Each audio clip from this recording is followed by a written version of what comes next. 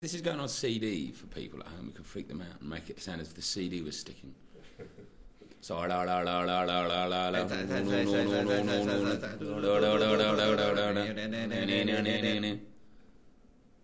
Mark, you've been together for 10 years now.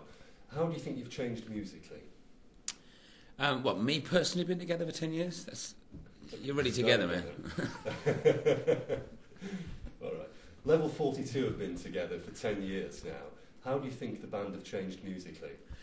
I think that we've changed musically an awful lot. If you listen back to the very first albums, I mean, I hear things differently perhaps to the person that puts the record on as a totally unbiased bystander or whatever. That we've got a lot better at playing our instruments. I think we've become a lot stronger as songwriters. We've changed a lot as people. We're certainly 10 years older now, and we've done a lot of the things that you're supposed to do in life. And I think we've done a lot more things than a lot of people will have done by the time they sort of get to meet their maker, as it were. And, you can't help travelling around the world and seeing things and doing things and pissing people off and that whole thing in a short space of time without learning something from it. And I think that we're starting to be able to get that into the songwriting now, for better or worse. I think there have been changes. There have also been some constants as well. There's been a thread that you can link all the 10 years with as well, and that is that there are, for example, on the Guaranteed album, there's a song, Overtime, that I think sort of harkens back to the older Level 42, if you like. It has there are similarities in the groove, in the way that the song sort of unfolds itself. That I think that we've got better at what we do, but I don't think that we've changed. That we're a totally unrecognisable group from the early days. I hope that answers your question. You've sold over 10 million records worldwide. Is that a figure that's hard to come to terms with?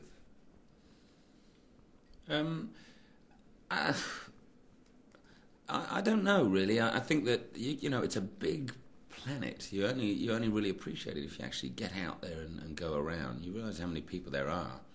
I think that if you think how many people there are actually on the planet, it's a pretty poor bloody showing, really. Should it be 100 million? Where are the best audiences, would you say? Oh, well, it depends where you're listening to this CD, really. Wherever you're listening to it, that's obviously the most sycophantic, creep, creep, creep. You're wonderful people, Hearn. Oh, I like the UK, I have to say. How about you, Mike? I think that we get good audiences in most places. I mean, it's true to say that there are hardly any bad audiences, from that point of view. Not often we come off stage and we've had a really bad audience, but the level of response varies, of course, from town to town, even within a country, and then from country to country. In general, Latin audiences tend to be more vocal in their appreciation than the sort of the Scandinavian audiences, but that's only a generalisation. We're quite lucky, I think, compared to other bands that perhaps produce more of a I can't think of the word now, but I know that there are some bands that tend to wind the audiences up more, perhaps, and so they get more of a polarised reaction. Who do you think your audience is now, Mark, and has that changed?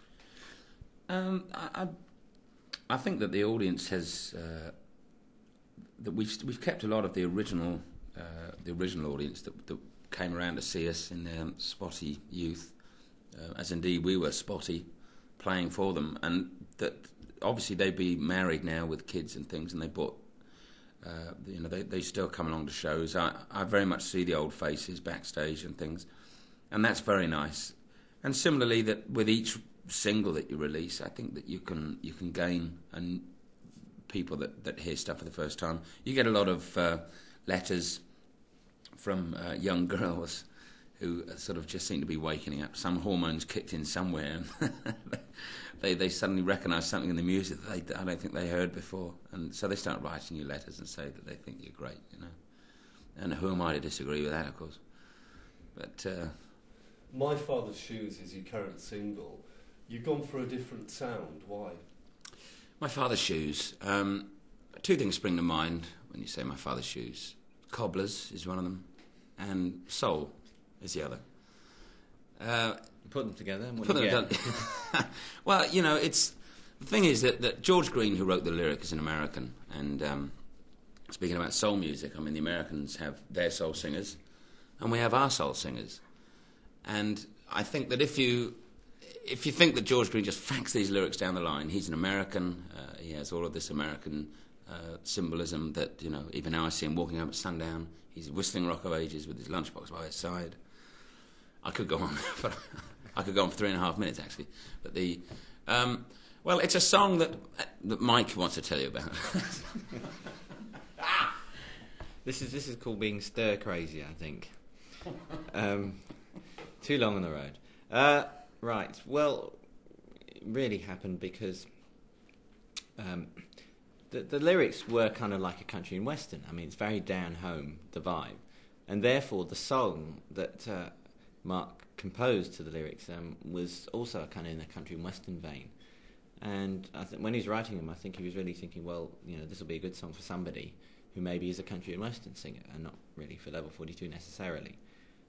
But I thought, and Wally thought when we heard the song, that it was such a good song, it would be a shame to for us not to do it in some way and try and make it more Level 42, or try and make it work with the band. And so you have little injections like Dominic Miller, who played guitar on the Guaranteed album and played a wonderful sort of Brazilian feel on the acoustic guitar, which is in there, and Mark played a kind of a sort of Dwayne Eddy type sort of jangling guitar on the top, and you have all these different elements in there, and it's a bit different from what we've done before, which I think is refreshing, but it still can fall into the sort of very loose category of what we do as Level 42. Other great musicians regard you as one of the world's greatest bass players. Do you feel comfortable with that? Well, no, I don't feel comfortable because it's, I honestly don't think that there can be the best at anything in the world. It's not a sport.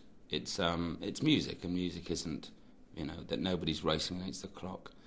There are popular players, of course. I mean, I have my favourite players, and that even Mike and I might disagree about who we thought was, who our favourites are.